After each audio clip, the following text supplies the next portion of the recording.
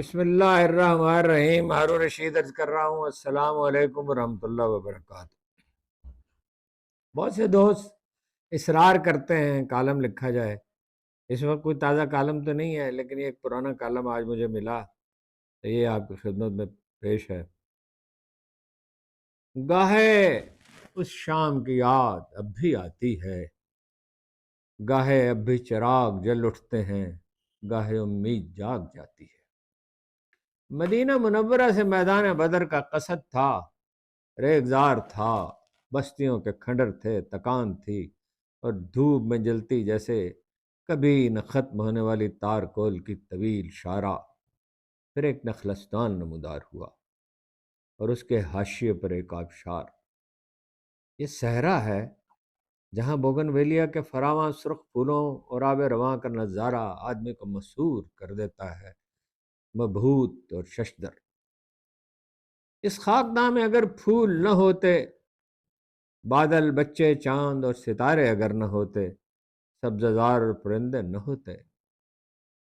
حیرت سے میں اس آبشار کو دیکھتا رہا جو ٹیوب ویل سے پھوٹتی اور حیران کرتی تھی۔ حیرت گل سے آب جو ڈھٹکا بہے بتیرا پر بہا بھی جائے، اس ویرانے کو یہ جمال کیوں کر عطا ہوا؟ پھر سر اٹھا کر بلندی پر منور مسجد کو دیکھا۔ مساجد اور مقابر، محلات اور قلعے بر صغیر میں تیموری ترکوں نے بھی تعمیر کیے، ایسے کہ تابابد ان کی داستان باقی رہے گی۔ عثمانی ترکوں کی مگر بات ہی دوسری ہے۔ استنبول کی نیلی مسجد نہیں دیکھی، مگر شہر لاہور میں اس کی ہو نقل موجود ہے، اور ترک کاریگروں کی مرہون منت ہے۔ رنگوں کا ایسا امتزاج اور ڈیزائن میں ایسی ندرت اور ایسا حیران کن تنوع۔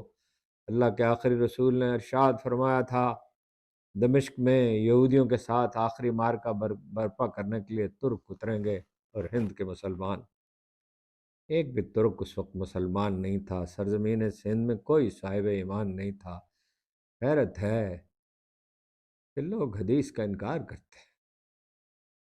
کچھ دیر میدان بدر کے کنارے ہم کھڑے رہے، لاکھوں برس کی دھوپ میں جلی آتش فشانی کنکریوں سے بھری ریت، چار دیواری ہے اور ایک بڑا سا بورڈ، شرک سے باز رہنے کا مشورہ۔ شرک تو یقیناً سب سے بڑی لعنت ہے، نجد کے عربوں نے مگر محبت کو بھی شرک ہی بنا دیا۔ وہ کون سی جگہ ہوگی، میں نے سوچا، جہاں ابو جہل اور اس کے مقتول ساتھیوں پر کھڑے ہو کر سرکار نے ارشاد فرمایا تھا، کیا اللہ نے اپنے وعدے پورے نہیں کر دیے؟ جناب فاروق اعظم نے عرض کیا، یا رسول اللہ، کیا مردے بھی سنتے ہیں؟ ارشاد فرمایا، تم سے زیادہ، مگر جواب نہیں دے سکتے۔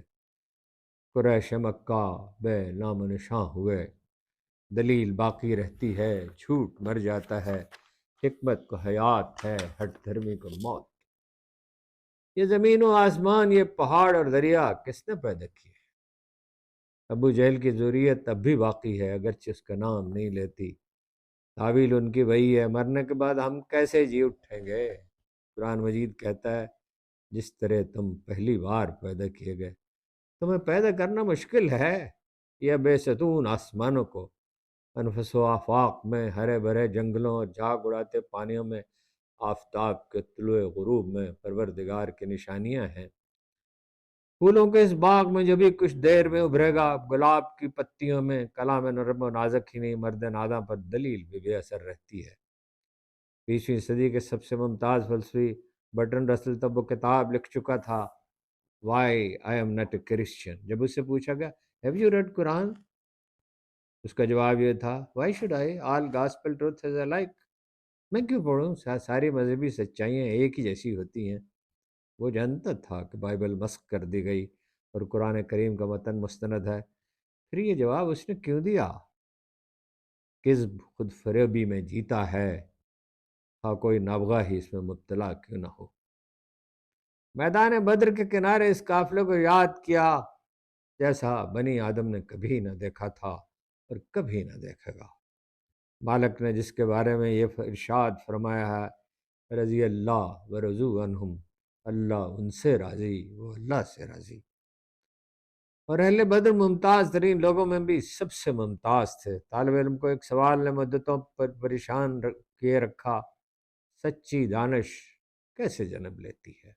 اس سوال کا جواب ایک روایت میں ملا: ان شرائع سب جب کسی طرح نہ ہوا تو امیر المومنین عمر بن خطاب اہل بدر کو مدعو کیا اور پھر اس کو کرینہ بنا دیا۔ داناؤں کا ایسا گروہ تاریخ نے کبھی نہیں دیکھا، جس طرح کے آسمان نے سرکار ایسا کوئی دوسرا نہ پایا۔ راہ سلوک کے ایک مسافر نے کہا تھا: دو چیزیں آدمی کبھی نہ جان سکے گا، اول یہ کہ نفس کے فریب کتنے ہیں، اور ثانیاً یہ کہ مصطفیٰ کے مقامات اور فضائل کس قدر۔ صوفیہ کا کرینہ یہ ہے کہ سرکار کی سیرت میں جی لگاتے ہیں۔ علماء کا طریق یہ ہے کہ واقعات اور آیات اور حدیث ازبر کر لیتے ہیں۔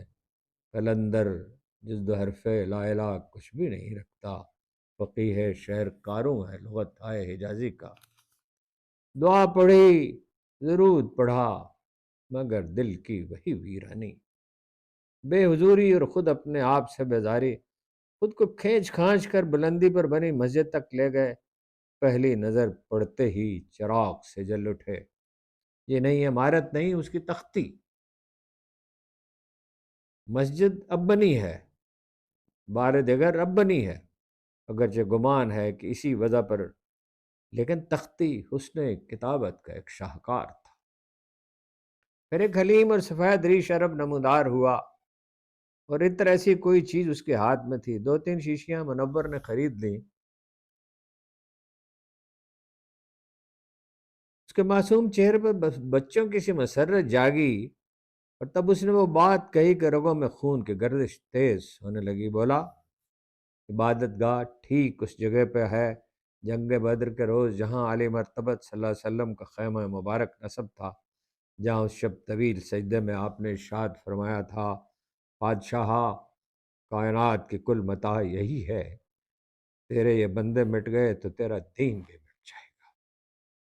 وہ نادر روزگار لوگ سب دوسرے عربوں کی طرح کھاتے پیتے، سب دوسرے عربوں کی طرح رہتے سہنے والے، سب عام عربوں کا لباس پہننے والے، نمایاں ہونے کے لیے جن میں سے کسی نے کبھی جبہ پہنا اور دستار، حالانکہ وہ دنیا بھر کے حاکم ہو گئے تھے۔ شاعر نے کہا تھا: ادب گاہی زیر آسماں از عرش نازک تر، نفس گم کردمی آئے جنید و بایزید جا۔ جنید و بایزید ایسے بھی یہاں سانس روک لیتے ہیں، سر جھکائے مدوبانہ آگے بڑھتے رہے۔ بوڑھے عرب نے کہا: ٹھیک یہ وہ جگہ ہے جہاں آپ کا خیمہ تھا۔ دل نے کہا: ادب کا مقام ہے، آگے مت بڑھنا۔ کسی قدر فاصلے پر سفر کی نماز پڑھی، اپنے بخت پر ناز بھی بہت کیا، اپنے آپ پہ شرم بھی بے حساب آئی۔ تو غنی از ہر دو عالم من فقیر، روز محشر عذر ہائے من پذیر، گر حسابم رات و بینی ناگزیر، اس نگاہ مصطفیٰ پنہا بگیر۔ سارے عالم سے تو بے نیاز ہے اور میں ایک فقیر، روز محشر میرے گناہ معاف کر دینا، حساب اگر لازم ہی ٹھہرے تو اے مالک مصطفیٰ کے سامنے ہرگز نہ لینا۔ سرکار کے سامنے کیوں نہیں؟ میں نے سوچا ایک انہی سے تو ہر خطا کار کو شفاعت کی امید ہے۔ ہاں، مولویوں کو نہیں ہے، وہ جانے اور ان کا بے حساب علم۔ گاہے اس شام کی یاد اب بھی آتی ہے، گاہے اب بھی چراغ جلتے ہیں، گاہے امید اب بھی جاگ اٹھتی ہے۔ آپ کا بہت بہت شکریہ۔